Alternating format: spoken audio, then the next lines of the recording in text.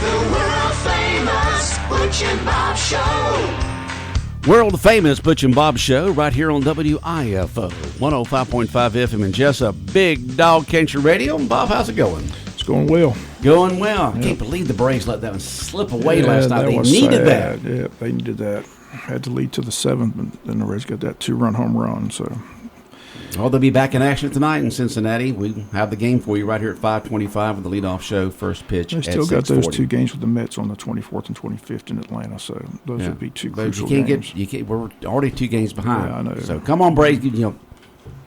Everybody help the Braves win as much as you can. Put that mojo on them. Pray for the Braves. Pray for the Braves. Make that a bumper sticker, Bob. They need all the help they can get.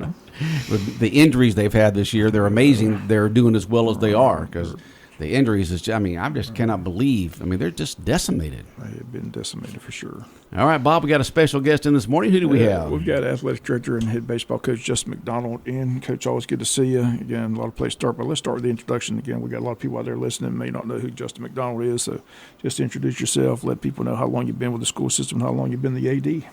This is my third year as the AD. I've been here. I got here in 2008 with an assistant baseball coach and assistant football, and then I think 2012 was my first year as the head baseball coach here. And I've taught PE at Martha Puckett and now at the high school, and now I'm transitioning to the athletic director. And again, this is my third year. Obviously, there's a lot of things that have to get done.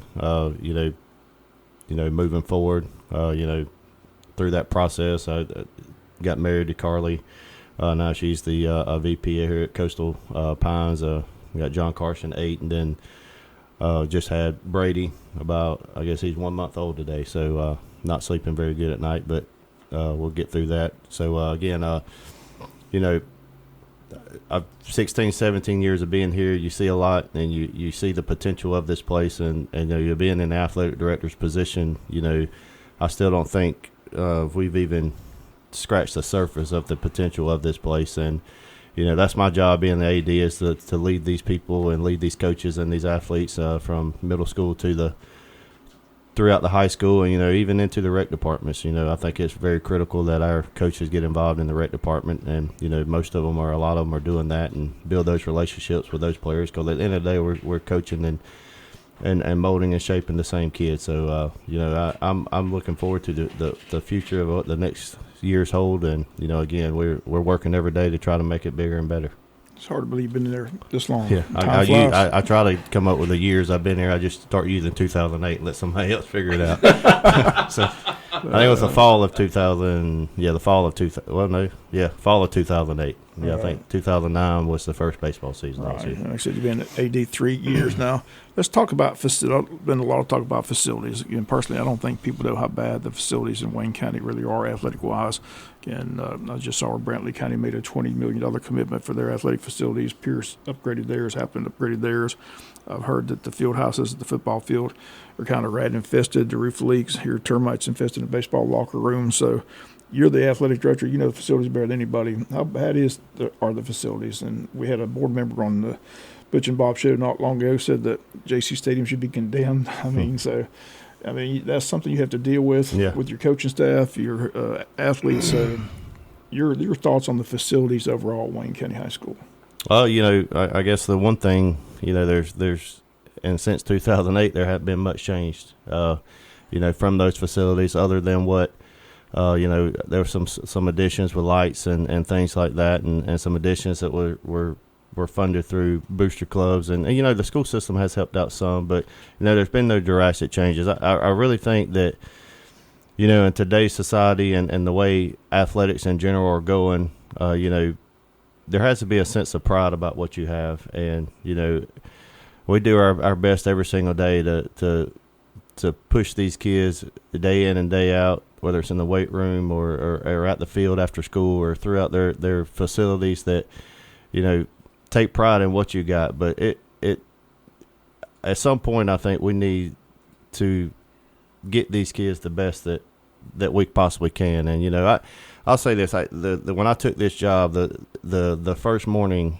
and I still think about this every single day. The first morning when I met with the entire coaching staff across the county, including middle schools. I was walking through the door, and I get a text, and it's a picture of somebody else's facilities. And, well, look what so-and-so has. I think it was Buford High School. Look what Buford has. Look at their softball and baseball facility and football facility. And, I get those periodically, and, I got some yesterday. That stuff, it drives me up the wall, because that should be people taking pictures of our stuff and sending it to people and say, look what Wayne County has. When I took this job, my goal was to build something, and the expectation still is to build something that people want to replicate. And that's just not what goes on inside of it. That's facilities and everything around it. And, I say we have we're in a region with big time teams, and, especially in that football region. But, 45 minutes down the road, Ware County, we have the same type of kid that Ware County has. It's just they made a commitment a long time ago to put financial commitment to athletics and to make it the best it possibly can be. And I've said it before, I'm a Kirby Smart guy. I listen to his press conference and what he says, and to be elite, you have to make a financial commitment to facilities. And until we do that, we're not going to settle for being average. I know it's never going to be an excuse of what we don't have while we're not winning. But I can assure you, and I've been asked the question, do you think facilities will help us win? Absolutely. Better facilities will help us be more competitive and rise to the occasion. And more kids will come out. That's just common knowledge. Look at the recruiting, how recruiting goes in colleges. Kids go to where the best facilities are. So, when everybody else around you has it, and everybody says, well, so and so's got this, and we look at ourselves and what do we have to be proud of in athletics? And that's my job, to create that environment and create that culture in our athletic department. And we're getting there. It's just sometimes you feel like you're treading in water and you're not moving anywhere. But we're going to continue to fight each day. And I tell each one of those kids when I see them that they keep fighting on the field, and I'll keep fighting for what I know they need to have. And my job, and I've said it from day one, is to give those kids the best 3 years in middle school and the best 4 years. And right now, facility wise, we can't answer that question honestly and say we're doing that. You don't even have to look no further than University of Georgia. That Coliseum that they still playing, that was there when Butch and I went to school. I mean, you take kids in basketball to the Dean Dome in North Carolina and places. I mean, that's why Georgia's basketball program can't seem to get great recruits, because they go to that Coliseum. They go, I don't want to play in that. But anyway, because you play a basketball game in there one weekend, and then the next week they have a cow show there. Yeah, but you got to have facilities. There's no doubt about that. To be the best, you got to have the best. And speaking of facility, like I said, I keep going back to this East Bloss referendum. I still got a copy of it. And it has athletics in there, but it's down. The first thing is the overrun cost of James E. Bacon. Then is the ag facility. Then it's ROTC. Then it's technology and buses.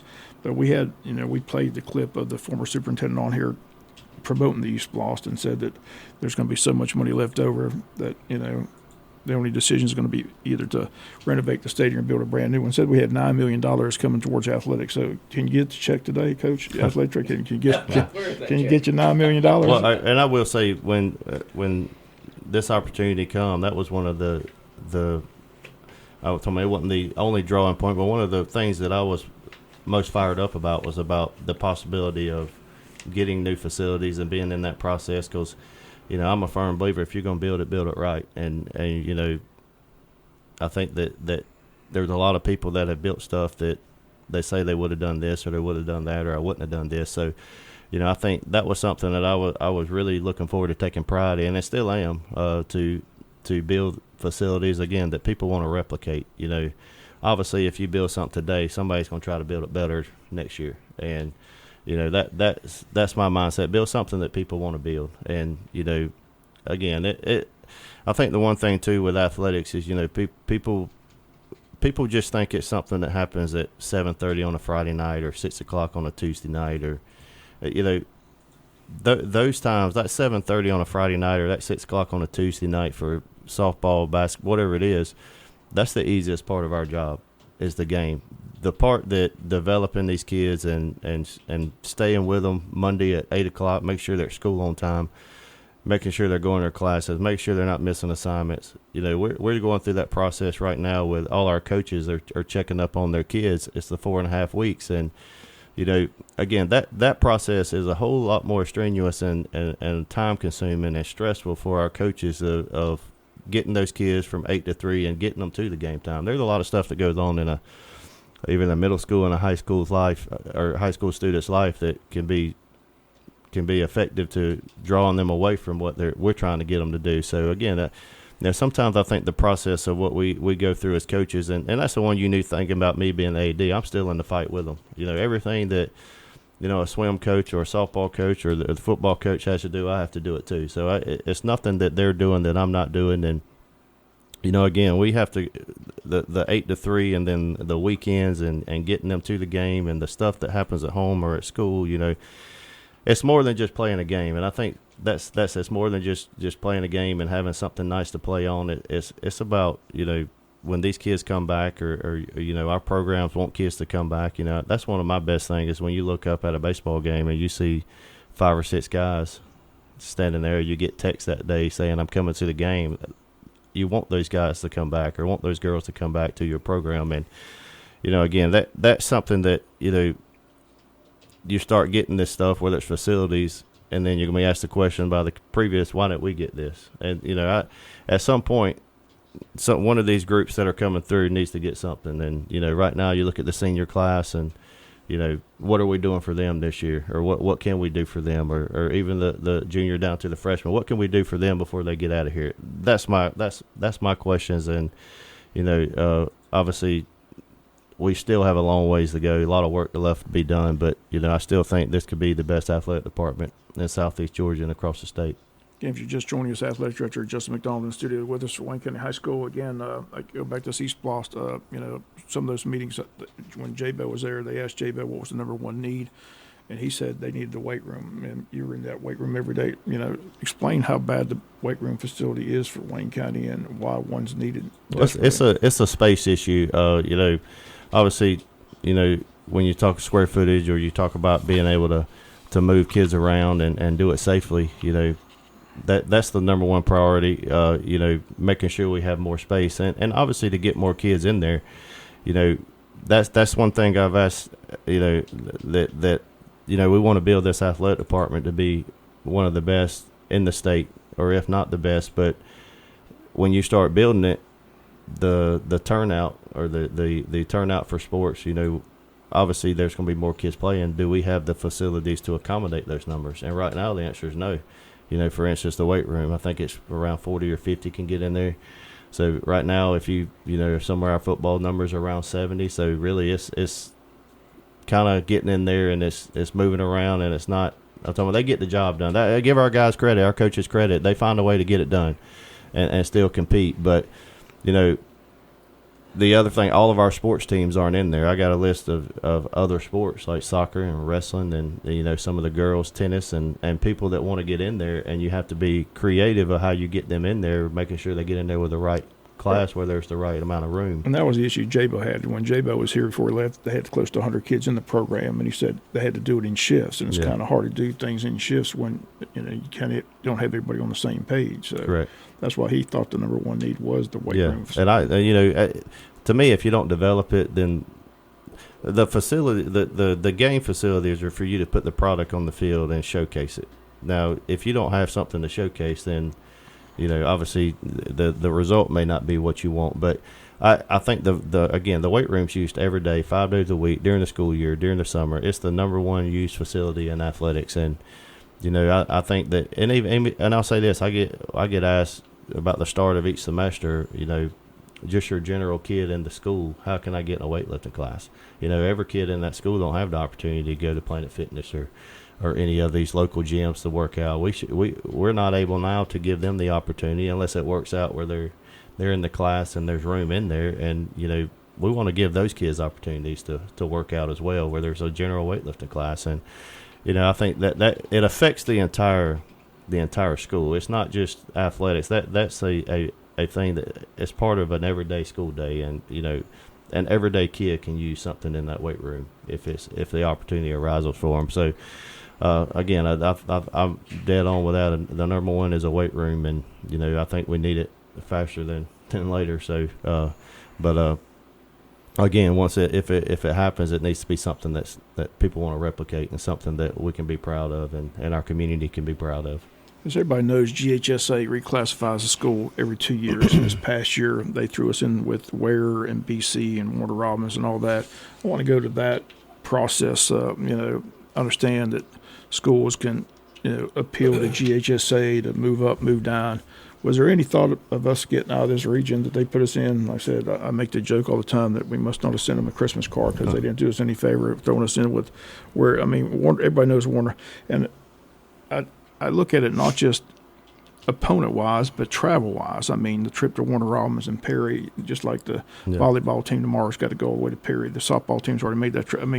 Cost-wise alone, fuel cost is expensive. So did the school ever say, we don't want this travel. We don't want it in this region? Was there any thoughts of getting out of the region, moving up, moving down, or how's that work? Well, there's a process you have to go through, and really when those numbers come out, they come out with the numbers, I guess, and divide you into classifications, and then you have the opportunity to appeal. Well, most of the people that appeal are appealing their numbers are wrong. So, like Warner Robins, they were in 5A. They appealed that their numbers were wrong, and nobody in the state, that was one of the most controversial appeals. It was like, I think it was either like if it was 7-6, or it was 1 point difference in the yes and no on it. One vote different, but when you looked at it, in our mind, we've been in a 4-team region before, so we thought it was going to be Ware, New Hampstead, Benedictine, and us. Nobody had any idea that there's a region that's over in West Georgia that's closer to them. There's one right north with Jones County, and those that are a lot closer to those two that could have easily been put there. So nobody had any idea that they was going to throw those two down here, and the 100-mile radius. There's a 100-mile radius, and it's 120, 123 miles for those two schools. But, when you look at where you appeal to go down, well, that was not going to be an option because the AAA region area had 10 teams already in it, so they're not going to put 11 teams in a AAA. Well, you could appeal to go up. Well, that puts you in the Glen, Brunswick, South Effingham. Now, granted, that it could be good for some sports, but the necessary region that sometimes you go in, you have to look at the body of work. And obviously you got to get to the postseason, and look. But you look at the number of teams in 6A, and you look at the number of teams in 5A, and you look at the 4A schools, and granted, my job the next 2 years is to make this a whole lot easier and make us whatever we can do to get in something that we can compete in. And I want, if you see one of these football guys walking around town, or you see them somewhere, give them a pat on the back. And I'll get emotional thinking about it, but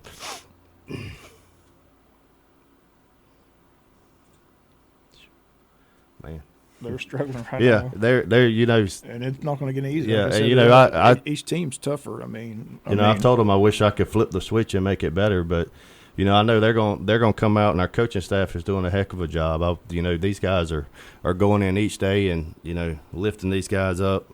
They're fighting and clawing and trying to find ways to improve. And I think sometimes the process gets drowned out by people wanting results. And obviously we want results, and this senior class deserves to win.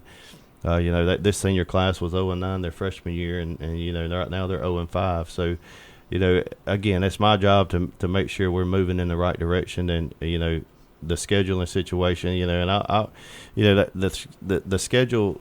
The non-region schedule, when all that stuff was taking place, there was still some uncertainty with Georgia high school with power rankings, and how power rankings were going to affect schools. Were the single A school going to get credit for playing a 4A school, or was the double A school going to get credit for playing a 4A school? And a lot of those people that we were trying to schedule were saying no because they were in a standstill. At one time, it was, well, you're only going to get credit for playing somebody in your classification. So all AA schools try and play all AA schools. So until that changed later, but then about what time it changed, most of the schedules have been set. So again, our schedule is good for revenue, but obviously where we're at in our football program right now, these kids need to taste success, and regardless how we get it. I know I know that they're going to be a better person and a better man by what they're doing and what they're going through every day, the adversity they face. And I know they may not see it now. And, it's hard as a coach to tell them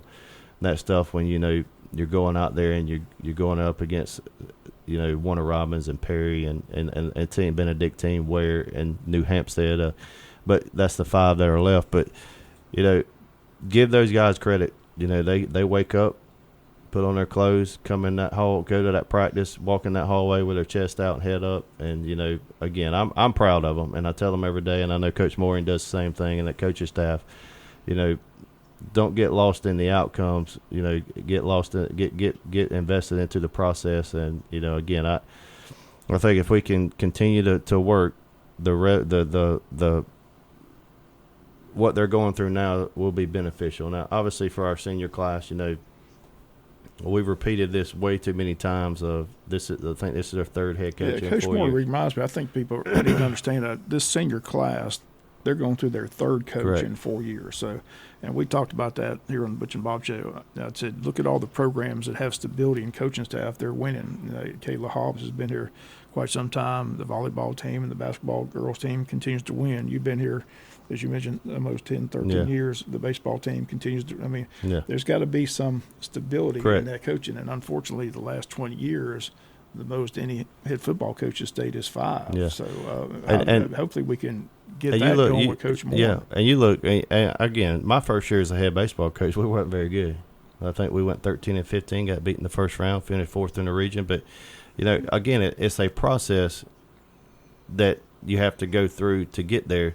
Look at Coach Hobbs. I think she's the 2nd longest tenure coach here. And look, her girls basketball program, they're continuously in the mix for region championships and then making playoff runs.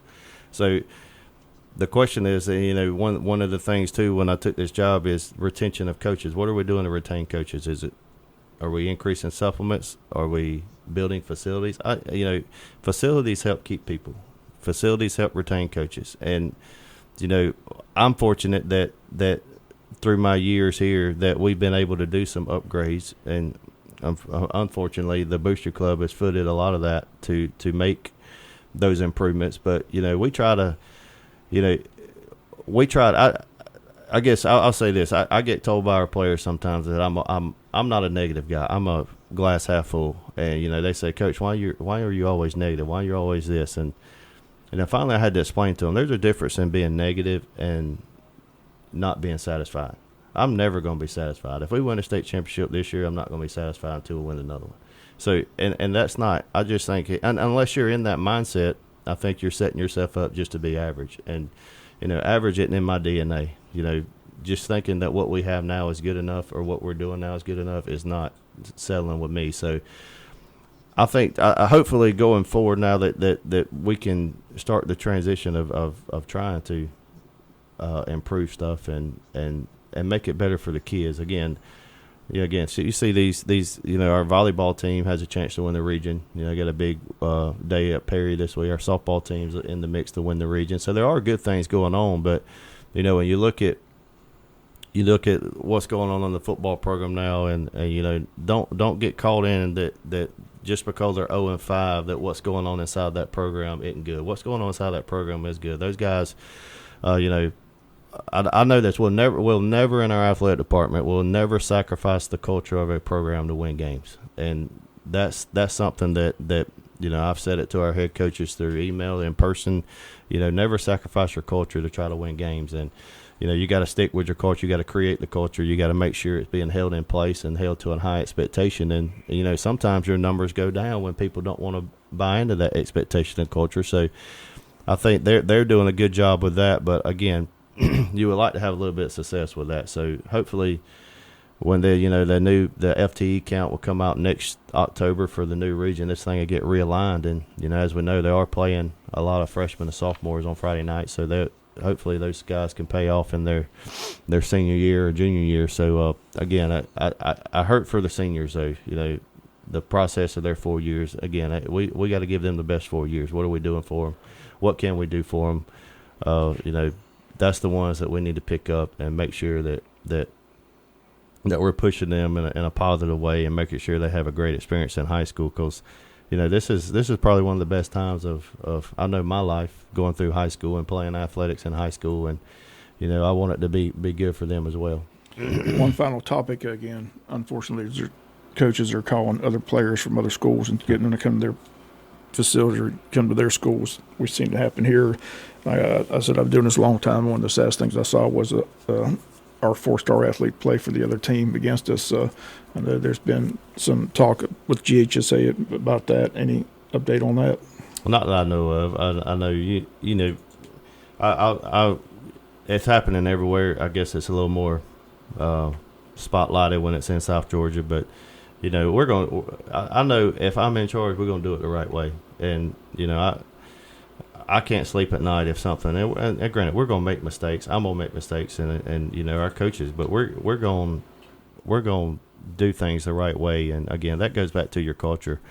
My thing is, obviously there's ways that people move in. Job takes people places, and family situations take people places. But I don't think it's fair to I preach development in the middle school, development in the recreation department, all our athletics, and I don't think that it sets a good example if you develop these kids through elementary and then through the rec department, through middle school, and then all of a sudden when they get to high school, somebody that comes in from somewhere else and just overshadows what those kids have done. Now, granted, the job for a high school coach is to win, and my expectation, my explanation for that is if you do all the things that I've talked about earlier with the grades and the discipline and the culture, winning takes care of itself. So, I think that there's a right way and a wrong way to do it. We're going to do it the right way, and I know Dr. McDaniel's behind that as well. So, again, I know it's happening, but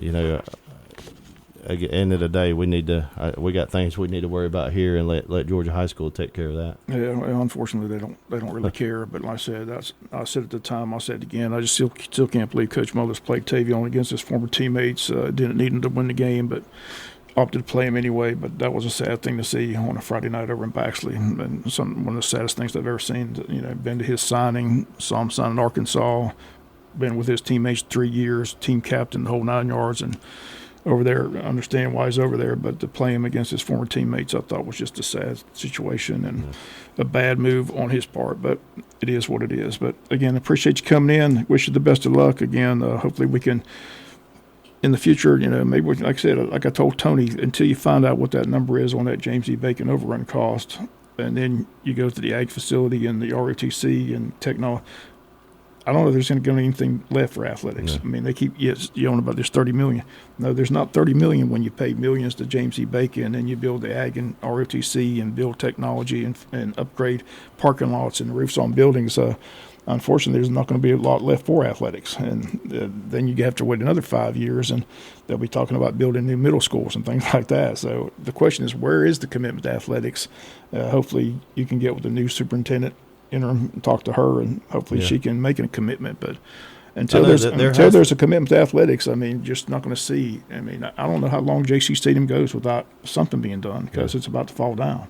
Well, I think that, and the what I don't like temporarily fixing stuff. If we play Richmond Hill, they're moving into that $100+ million high school, and they kind of let their they didn't let them go, but they just maintained them to be competitive and usable. Joe and I joke. We were in their stadium Friday night, and it's nicer than ours. They're going to tear it down. Well, I think, we're like, can we move? And you got Brantley County right down there building a $20 million facility, and they're a lot smaller county than us. Look at Applings, look at Pearson's, look at all of them around us. We just need I have a vision of what it could be like in 5 years, but I think there needs to be a plan of, okay, this is the 5-year plan. That way, if they're going to build something in 2 years, then we don't need to put money in the existing facility right now, because you're getting something in 2 years. I just think there needs to be a plan so there's not some wasteful spending, whether it's from the maintenance side, the school side, or even some supplemental stuff from the boosters. So, but I think the one thing that there has to be, as you said, a commitment, and not taking nothing away from any other aspect of what a kid gets, whether it's ag, JRTC, nothing away. Look, I got hired as the athletic director. My job is to make sure athletics are running properly and running at a high level. And not that I don't care about any of that stuff, because a lot of those kids that participate in some of that stuff participate in athletics. So we're all sharing the same kid, but at the same time, can we look at kids in the eyes and say, hey, we're giving them everything they need to be successful in high school? And that's, obviously that's educational too, academic wise too. But, I got one, going to be 2 coming through the system, so this affects my kids too. So, and everybody listening, everybody in this county. So I just want people to know that I'm fighting for what's best for their kid and trying to make it the best possible facilities and experience for their kid in athletics. And, sometimes, I coached Justin Rogers at Thomas County Central. I got a chance to, my nephews play for him, and, he won a state championship last year. And I had a conversation with him one time, and he started talking about how societies are result driven. Our society is result driven now, and everybody wants a result. And, I'll be honest, as a baseball coach, I've been chasing the state championship like it's some kind of like something you got to get your hands on, or it's not a success. And I think you have to embrace the process. I didn't think me coming in here 3 years ago was going to automatically change it. I knew it's going to take time to change it and get it right. But if we can't retain coaches and we can't improve what we have here now, whether it's supplements, I'll say our middle school, merging other middle schools, the first year doing it, there's some good things. There's no moral victories in our athletic department, but the competitive nature of those guys competing against some of the teams that they were actually getting plummeted by in football, they're competitive. And it's not, even though they've only won, I think the black teams won 1 game, that don't mean it's a failure. The process is continue to get better. Now, what we do need to look at is, what are we paying those middle school coaches? Are we paying them something that we can get the best people out there to coach? And right now the answer is no.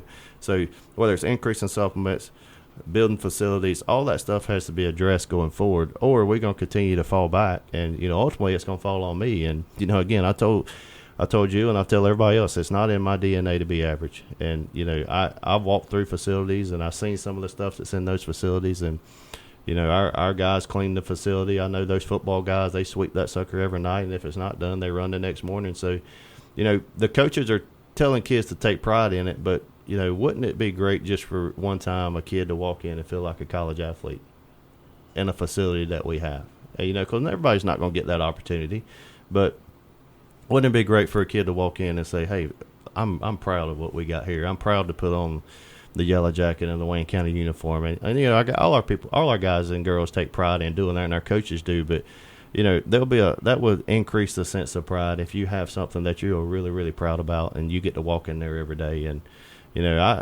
sometimes you wonder what kids do think when they go in some of their facilities, and facilities are more than just a roof with walls on it and a bathroom. A locker room is there's a lot of games won and a lot of relationships built in locker rooms, and a lot of life lessons that happen in locker rooms. And that's not just a building that per se people look at and say, oh, that's just somewhere where they get dressed. There's a lot of stuff that goes on in those locker rooms that are beneficial to the overall kid and the student athlete. And again, I'll get fired up about it, and I'm fired up now. But again, I'm gonna drive a mile back down the road and go back to work and see what we can do today to make it better than it was yesterday. And again, it's step by step, day by day. But it is unfortunate when you look around and you have to see what other people are doing, and you wonder what are we going to do, or when's our turn coming, or when we're going to take the step to do that. Because again, you look north 30 minutes, you look west 30, you got the same type of kids. Same type of kids go to our school, same type of kids live in this community. And we've been successful in every sport here. We've had runs in every single sport here. We've had boys basketball teams that won region. We have girls that been to the semifinals. Softball play for state championships. Baseball play for state championships. Football's been to the quarterfinals. That's when football was quarterfinals 2 years ago. They've been to the semifinals before. So there's success there. We just got to find a way to get it continuous and let it be every year where, okay, this is what's going to happen. People know what's going to happen based on what we're building here. And it's not just individual teams. We have one athletic department because we're also sharing athletes. So I think again, I'm ready to to make the commitment. I've been ready to make the commitment. I just want somebody to go with me and make the commitment. Well, the commitment has to come from the top, and when it comes there, things will get done. Yes, and I'm ready for it. So I've been. There's a reason I'm still here 15 years later. So there's a reason I'm still here, and I think the reason is that this place has not even reached its potential, and just with me being a small part of it, I think that we can help move that needle to where it needs to be, and give the community a sense of pride of what their athletic facilities and what their athletic competitive nature is. And that's small town Southeast Georgia. Athletics are a huge deal. It's something that people do. People are going to go to a softball game on a Tuesday night. People are going to go to the football game at 7:30 on Friday. People are going to go to the basketball game. So it's something that people in this community need to have to take pride in, and me as well, and our coaches as well. Okay, Coach. Okay. Always good to see you. As I say, we are Wayne County. Hopefully it'll get better. But again, appreciate you coming in. All right, thank y'all. Thank you very much. Coach Justin McDonald, Athletic Director of Wayne County High School, our special guest this morning on the world-famous Butch and Bob Show here on WIFO, which has been brought to you by O.C. Welch Ford, by First Southern Bank, Murphy Builder Supply, and the Service Department at GNS Auto Sales.